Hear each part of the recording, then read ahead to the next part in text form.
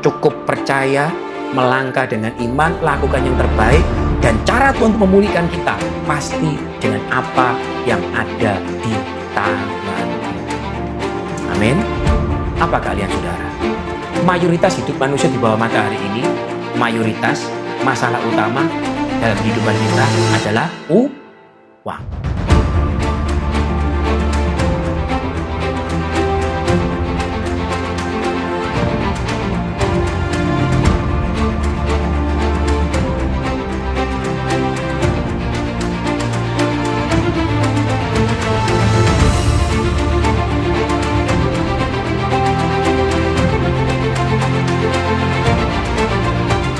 Saudara-saudara, kita hari ini belajar firman Tuhan lagi, ya. Kita buka dalam kitab Roma pasal yang ke-8. Ayat ini pasti adalah ayat yang sangat terkenal, tapi saya kepingin supaya kita membacanya, melihatnya dari perspektif yang lebih jauh, lebih dalam lagi. Roma pasal ke-8 ayat yang ke-28. Ya. Kita akan cukup banyak belajar beberapa ayat firman Tuhan. Mungkin 4-5 ayat kita bahas, ya. Roma 8 ayat yang ke-28. Bisa dibacakan salah satu? Ayo. Roma pasal 8 ayat ke-28. Kita tahu sekarang bahwa Allah turut bekerja dalam segala sesuatu untuk mendatangkan kebaikan bagi mereka yang mengasihi Dia, yaitu bagi mereka yang terpanggil sesuai dengan rencana Allah. Oke, amin. Jadi dikatakan Alkitab berkata, kita tahu sekarang bahwa Allah turut bekerja, Elohim, pencipta alam semesta, turut bekerja dalam segala hal. Di garis bawah ya, kata-kata segala hal. Artinya segala hal itu bukan berarti kita yang sudah menerima karya penebusan Kristus itu tidak ada hal yang buruk yang kita alami. Sesuatu hal yang kita tidak sukai. Ada segala hal itu artinya suka dan duka. Kita expect, kita mengharapkannya atau kita tidak mengharapkannya. Sesuatu yang kita suka, kita impikan, atau sesuatu yang dalam tanda kutip kita ngomong ini adalah satu bencana, satu hal yang sangat kita takutkan. Artinya Tuhan turut bekerja dalam segala hal. Maksudnya bagaimana saudara? Bukan Tuhan merancangkan yang buruk dalam kehidupan kita. Tetapi yang Alkitab katakan dalam kitab Mazmur pasal 23 dikatakan Tuhan adalah gembalaku, takkan kekurangan aku. Ia membaringkan aku di padang yang berumput hijau. Ia menyegarkan jiwaku. Kan itu kan? Terus kemudian pada ayat selanjutnya dikatakan, sekalipun aku berjalan dalam lembah kekelaman. Perhatikan, aku berjalan dalam lembah kekelaman. Bukan Tuhan yang pimpin. Kalau Tuhan jadi gembala kita, kalau Tuhan yang tuntun kita, kalau Tuhan yang membimbing setiap pikiran, perasaan, dan kehendak kita, Tuhan yang pimpin, Tuhan yang menginspirasi pikiran kita. Tuhan menginspirasi kehendak kita. Tuhan menginspirasi perasaan kita. Kita tidak akan salah dalam mengambil keputusan. Dan itu tidak akan membawa kita masuk dalam lembah kekelaman. Ini perlu dikelirkan. Jadi kata-kata Allah, kita tahu sekarang bahwa Tuhan, Allah, Elohim, turut bekerja dalam segala hal. Artinya, karena kesalahan saudara dan saya, kita salah ngambil keputusan akibat pikiran, perasaan, dan kehendak kita, di mana itu ada di ranah jiwa, itu belum terlalu diterangi oleh firman Tuhan. Paham saudara? Karena tidak terlalu diterangi oleh firman Tuhan, kita ngambil keputusan yang salah. Kita ngambil satu kesepakatan yang salah. Kita ambil jalan yang salah. Sehingga mengakibatkan saudara dan saya masuk ke dalam lembah kekelaman. Setiap kita pernah melakukan itu, termasuk saya. Tidak enak. Oleh karena itu, kenapa kita perlu berkata kepada diri kita, Tuhan, aku mau biarlah Engkau sungguh-sungguh menjadi gembala dalam hidupku. Pikiran, perasaan, dan kehendakku, aku mau dipenuhi, diterangi oleh cahaya firman Tuhan. Dengan tujuan apa? Supaya saudara dan saya tidak masuk dalam lembah kekelaman. Alkitab berkata, sekalipun aku masuk dalam lembah kekelaman, Tuhan membuat apa? Aku tidak takut bahaya karena Ia besertaku. Dia membimbing kita keluar, bukan kita stay forever di situ. Artinya dalam setiap keputusan yang salah yang kita buat, terhadap apapun yang kita buat, kita tidak mungkin selamanya di situ. Tuhan berkata, Dialah yang memimpin kita From glory to glory. Dari satu kemuliaan kepada kemuliaan berikutnya. Saudara perhatikan ini. Apakah mungkin seorang Daud bisa menjadi raja atas seluruh Israel tanpa ada kejadian yang namanya Daud versus Goliat? Nggak mungkin. Satu masalah itu ada problem besar yang kita nggak suka. Tapi satu saat masalah itu ketika kita punya iman, kita percaya, Tuhan pasti bawa kita keluar dari persoalan kita. Setiap masalah ketika bersama dengan Tuhan menjadi satu glory. Amin. Setiap persoalan kita tidak suka masalah. Saudara tidak usah cari masalah, masalah itu udah banyak. Saya tidak perlu cari masalah, masalah saya sudah banyak. Ya, apapun itu, banyak. Kita tidak suka dengan masalah itu. Kalau saya boleh berharap, tidak usah ada masalah sama sekali. Tapi Alkitab kurikulumnya tidak seperti itu, saudara. Ya, nah, jadi apakah saudara dan saya perlu berdoa, Tuhan kasih aku masalah supaya glorinya makin besar? Nggak usah. Saudara nggak perlu berdoa begitu, saya nggak perlu doa gitu aja. Masalahnya udah banyak. Dan saya nggak suka. Dan saya yakin saudara pun di sini juga nggak suka adanya masalah. Tapi satu hal yang saudara perlu tahu, bahwa kurikulumnya Tuhan selalu begitu. Dia membawa kita dari satu glory kepada glory berikutnya. Artinya apa? Ada masalah, tapi pasti ada jalan keluarnya. Amin. Ada masalah, pasti akan membawa glory bagi nama Tuhan. Jadi saudara jangan pernah berpikir bahwa masalahmu permanen. Sakit kita permanen. Ekonomimu permanen kacau. Bisnismu permanen tergeletak. Enggak. Tuhan kita adalah Tuhan yang hidup. Dia pasti membawa jalan keluar. Dari satu glory kepada glory berikutnya. Ini sesuai dengan yang kita baca hari ini. Kita tahu sekarang Allah turut bekerja dalam segala hal. Bukan berarti Tuhan memprakarsai terjadinya kejatuhan kita, kesusahan kita. Tapi di tengah-tengah kebodohan kita, Tuhan sanggup mengubahnya untuk kemuliaan bagi kehidupan saudara dan bagi kemuliaan nama Tuhan. Amin. Saya ulangi, kita tahu sekarang Elohim turut bekerja dalam segala hal untuk mendatangkan kebaikan bagi mereka yang mengasihi Dia. Amin. Nah, pertanyaannya begini, saudara. Bagaimana saudara tahu? Pak, dikatakan saya ini mencintai Tuhan atau enggak, saya ini bingung.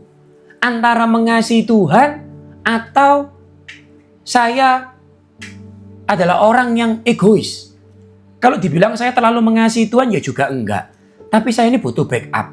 Saya ini butuh penolong. Saya ini butuh asuransi kebakaran. Maksudnya apa? Daripada mati masuk neraka. Wes lebih baik punya Tuhan Yesus. Ya. Loh, berarti ayat ini tidak berlaku dong Pak buat saya. Karena saya tidak yakin bahwa Tuhan mengasihi kita. Karena saya tidak yakin Tuhan tuh sayang sama saya. Sebetulnya sejujurnya, saya ini hanya jadi orang Kristen karena saya takut masuk neraka. Berarti bisa jadi ayat ini tidak berlaku Pak buat saya. Bahwa Tuhan turut bekerja dalam segala hal, termasuk dalam kebodohan, kesalahan, kefatalan yang saya buat. Nah, setelah kita mengerti betapa Dia mengasihi kita, maka kita berkata, wow, mengasihi Tuhan di sini adalah buah. Apa? Buah. Ya, mengasihi di sini adalah seberapa kita mengerti betapa kita dicintai. Oleh karena itu, saudara dan saya perlu terus mendengar berita-berita betapa Dia ajaib. Betapa Yesus sudah menjadi our sin offering. Apa itu Pak? Yesus sudah menjadi korban penghapus dosa kita. Dosa kita ketransfer kepada anak domba itu. Ada 5 macam offering. Ya, ini yang pernah kita bahas di top podcast yang pernah saya ceritakan. Ada 5 macam korban yang dilakukan oleh Tuhan Yesus dengan kematiannya di atas kayu salib. 5 korban ini sudah terpenuhi. Yang pertama adalah disebut dengan korban, saya tidak berurutan ya. Kalau dari urutannya tidak seperti yang saya ngomong. Saya ngomong yang supaya memudahkan saudara untuk mengingat. Yang pertama adalah korban penghapus dosa. Dosamu diampuni. Kalau orang zaman dulu, dia tumpang tangan kepada domba, anak domba itu. Kemudian dosa orang itu ketransfer kepada anak domba itu. Diambil dosanya. Kemudian korban yang kedua adalah disebut burnt offering, korban bakaran.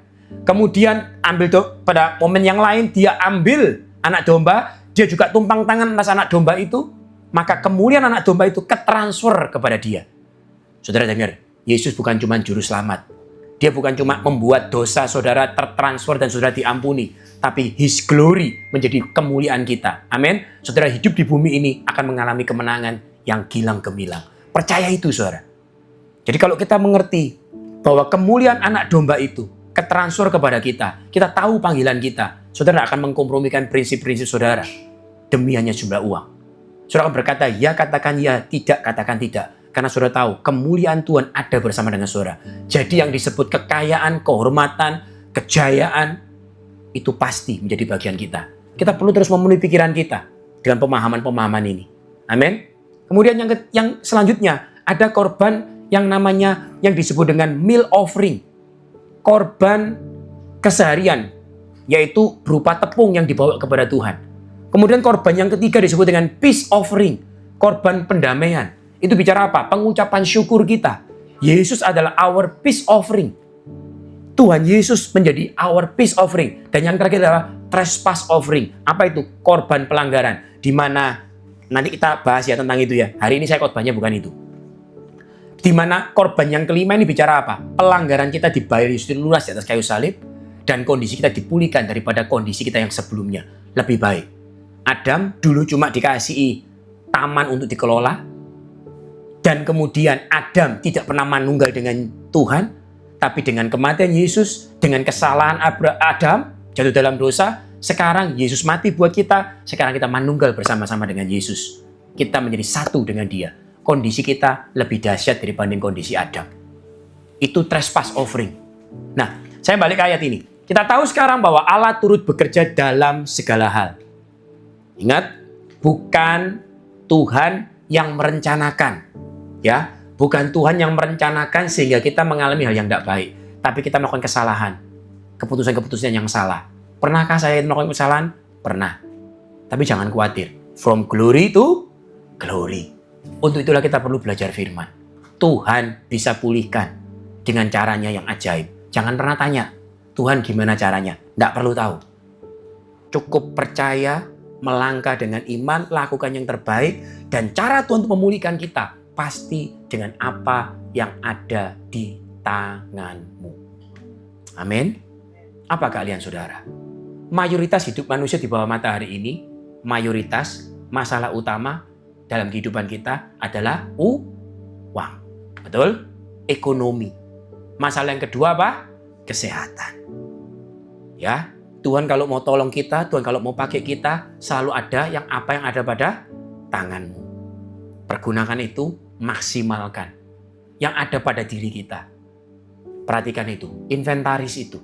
Nah, saya tidak bahas tentang itu kapan-kapan nanti ya. Terus ayat 29 bisa dibacakan. Ayo, ayat 29. Roma 8 ayat 29. Saya lanjut. Sebab semua orang yang dipilihnya dari semula, mereka juga ditentukannya dari semula untuk menjadi serupa dengan gambaran anaknya, supaya ia anaknya itu menjadi yang sulung di antara banyak saudara. Nah, ini ya, perhatikan ini menarik sekali ayat ini. Dikatakan pada ayat 29, saya bacakan. Sebab semua orang yang dipilihnya dari semula, mereka juga ditentukannya dari semula untuk menjadi serupa dengan gambaran anaknya yang sulung. Dipilih, itu adalah orang yang ditentukan oleh Tuhan. Dikatakan kita ini dipilih oleh Tuhan. Kalau hari ini sudah bisa mendengar berita ini, itu menunjukkan bahwa kita dipilih Tuhan sehingga kita mengerti itu. Dipilih untuk apa? Dan ditentukan oleh Tuhan untuk apa? Untuk dia. Kita menjadi serupa dengan gambaran anak yang sulung. Nah, perhatikan. Apa yang dimaksud oleh Alkitab? Kita menjadi serupa dengan gambaran anaknya. Saudara jangan pikirkan, oh cuman bicara dari sisi karakter yang penuh dengan kasih. Saudara cuma jangan berpikir Yesus itu pikul salib, kita juga pikul salib. Jangan berasumsi hanya seperti itu. Tuhan Yesus pikul salib, Tuhan Yesus penuh dengan kasih, Tuhan Yesus mampu mentaati perintah Tuhan dengan segenap hati, segenap jiwanya. Itu karena Tuhan Yesus adalah Tuhan itu sendiri. Tetapi yang Alkitab arahkan, yang Alkitab masuk kita menjadi serupa dengan gambaran anaknya adalah kita beroperasi sebagaimana anaknya beroperasi. Kita berkuasa sebagaimana Tuhan itu berkuasa. Mayoritas mujizat yang Tuhan kerjakan di bawah matahari selama pelayanan Tuhan Yesus, tidak ada satupun mujizat yang dibuat tanpa melalui satu perkataan. Coba saudara perhatikan. Apakah ada mujizat yang Tuhan buat tanpa melalui satu perkataan? Tidak ada. Semua mujizat, semua perbuatan-perbuatan hebat, semua karya penebusannya selalu dikomunikasikan dengan kata-kata. Melalui teaching yang diajarkan kepada murid-muridnya. Yang Alkitab katakan, kita dipanggil, ditentukannya dari semula untuk menjadi serupa dengan anaknya. Yesus Tuhan kita memberikan contoh bahwa dia beroperasi segala sesuatu yang dia lakukan dalam kehidupannya sehari-hari dengan kata-kata yang penuh dengan kuasa. Dan kata-katanya itu semuanya dia mengerti, dia quote semuanya dari seluruh kitab Taurat dan hukum-hukumnya. Saudara-saudara, saudara saya dipanggil untuk mengalahkan dunia ini dengan melalui seperti yang Tuhan Yesus lakukan. Apa yang Yesus lakukan? Berkata-kata. Kalahkan keadaan yang kita tidak mau dengan kata-kata. Ketahuilah saudara bahwa Tuhan Yesus sudah menjadi our sin offering. Dia sudah menjadi korban penghapus dosa kita. Karena dia sudah menjadi korban penghapus dosa kita, saudara punya legal standing untuk berharap kepada Tuhan. Amin. Kenapa orang percaya tidak banyak yang yakin dan yakin dan yakin? Tidak banyak yang percaya bahwa Yesus itu akan mengangkat hidupmu. Karena engkau tidak mengerti apa yang Yesus lakukan di atas kayu salib. Kita hanya mengerti dia hanya menjadi korban penghapus dosa kita. Memberikan kepada kita keselamatan. Tapi kita tidak mengerti bahwa Tuhan bukan cuma selamatkan kita dari neraka. Sin offering itu keselamatan untuk neraka dan surga. Tapi burnt offering bicara tentang apa? Kemuliaan domba itu ketransfer kepada kita. Artinya apa? Hidup yang penuh dengan kuasa. Amin. Hidup yang penuh dengan kuasa. Dan kita itu berlatih, saudara.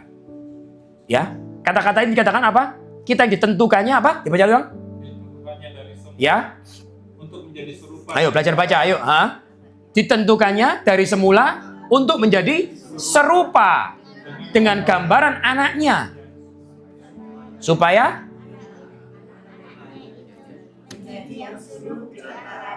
yes. Kita dipanggil, kita berlatih untuk berkata-kata kepada keadaan. Ketika Tuhan bertemu dengan orang sakit, dia perkatakan perkataan kesembuhan. Ketemu dengan sesuatu, dia perkatakan. Jangan izinkan fakta terus berbicara kepada kita. Sehingga membuat kita jadi takut. Membuat kita jadi hilang kekuatan. Tapi kita perkatakan perkataan firman Tuhan. Ada tertulis. Ini sudah kita bahas. Dan saya berharap saudara melatih itu. Ayat-ayat yang saya kirimkan kepada saudara itu dihafalkan, diperkatakan. Ya, kemarin yang waktu kapan lalu ingat enggak saya pernah ngomong tentang homologio. Ya, di mana kita sepakat dengan Tuhan dengan cara kita memperkatakan firman-Nya. Two-edged sword.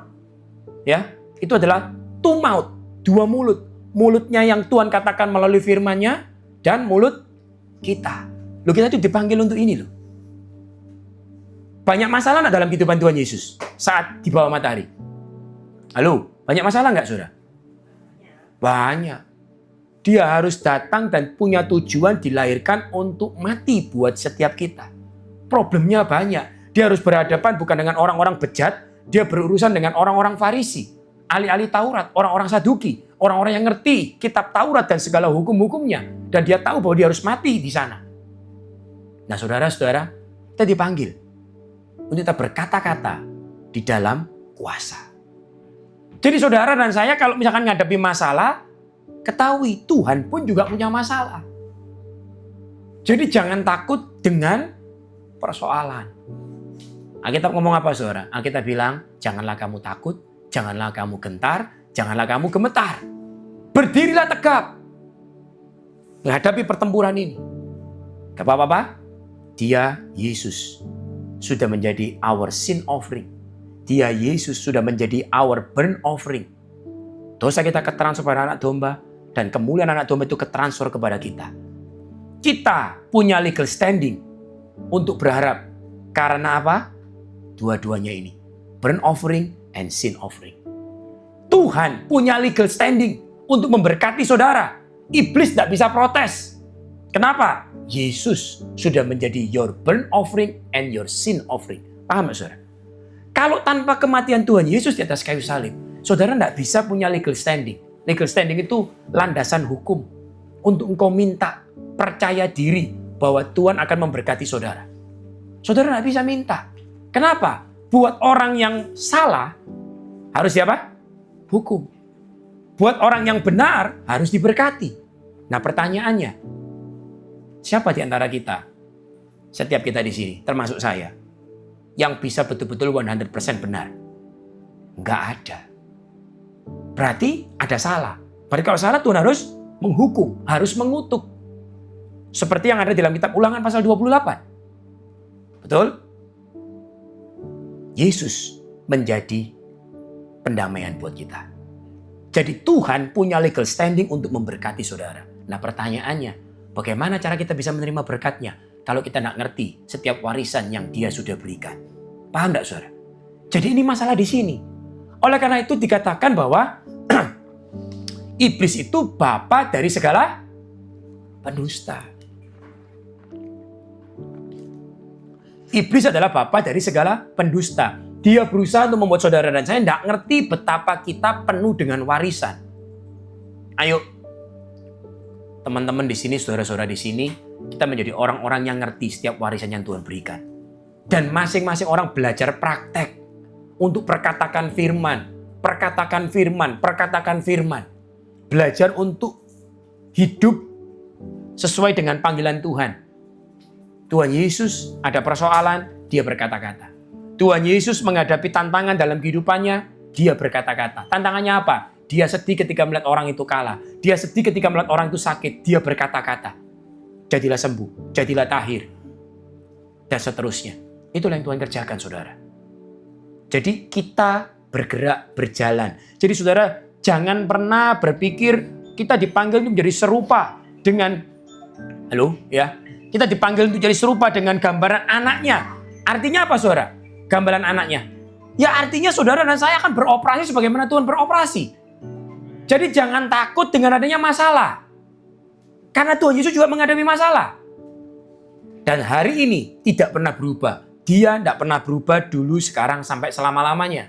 Artinya setiap persoalan akan tunduk di bawah perkataan firman Tuhan. Amin. Perkatakan firman. Jangan terus izinkan ketika firman itu menjadi sesuatu yang kita ketahui tapi tidak diperkatakan, lalu keadaan yang berkata-kata kuat kepada kita. Jangan. Kebalikannya. Perasaan kita sedang diperangi oleh iblis, ditembakkan panah api. Bisa nggak iblis taruh pikiran-pikiran jahat, pikiran-pikiran yang meragukan Tuhan, pikiran-pikiran yang mempertanyakan Tuhan di kepala kita? Jawabannya, bisa. Oleh karena itu kenapa Alkitab berkata, kenakanlah ketopong keselamatan. Helmet of salvation. Kenapa? Karena iblis bisa tembakkan di kepalamu untuk meragukan dan mempertanyakan Tuhan.